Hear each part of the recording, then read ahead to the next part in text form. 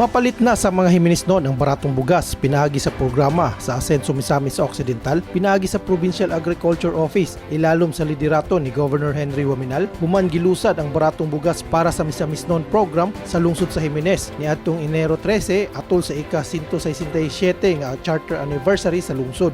Sugod nining adlaw ang mga residente sa Jimenez nakapalit na og bugas sa tag 43 kada kilo, mas barato kumpara sa presyo sa merkado nga nag-range og 47 ngadto sa 60 ang matag kilo. Kini nga mga bugas gikan mismo sa ani sa mga rice farmers sa Jimenez nga gipalit sa provincial government sa mas taas nga presyo kaysa mga rice traders. Gipagaling kini og gibaligya pagbalik sa mas barato nga presyo aron makatabang sa mga pamilya ug rice farmers sa lungsod sa Jimenez. Ang ato ang fresh palay mayor nga napalit nato dinhi sa inyo ang lungsod may kantidad na ni og 1.2 million. Karon na milled na ni siya, nanatay 1,854 bags, ready na ni siya magbaligyan niyo ako baliko na at 43 kilos na bugas. Siyempre, affordable siya tungod kay this is the first time nga naay tabang gihatag ang gobyerno nga nahimo na lang tag 43 ang kilo sa ato ang bugas. At the end of the day, ang ato detong mga konsumante maka-enjoy sa maong programa.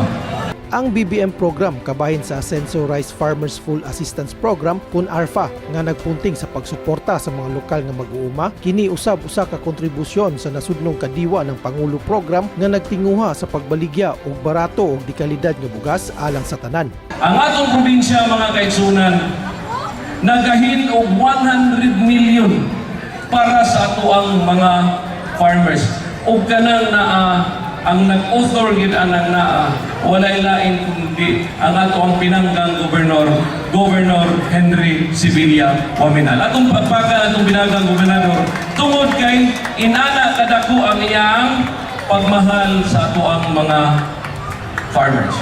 Ang Jimenez mauna ang ikatulong nga lungsod sa Misamis Occidental nga nagpatuman sa programa sunod sa Plaridel ug Tudela. Kini nga inisyatibo nagpakita sa commitment ni Governor Henry Waminal ug Mayor Jojo Chong sa pagpalambo sa kalidad sa kinabuhi sa mga Misamis noon alang sa usa ka malinawon, malambuon ug malipayon nga komunidad.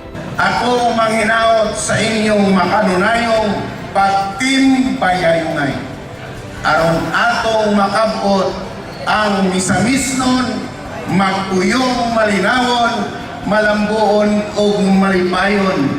Mao kini ang akong handom ug pag-ampo.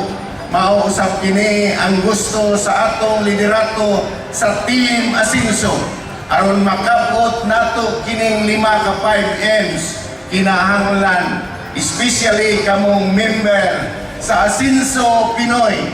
Atong kuy-an ang 5 ka core values: matinahuron, matinod-anon, matinobawon, mahigugmaon, og labaw sa tanan, maalampuon sa Ginoong Dios nga makagagawom. Dili lisod aptan ang kalinaw, kalambuan o kalipay. Mao kini gusto sa atong gobernador ug sa kinatibuk-ang Team Asenso.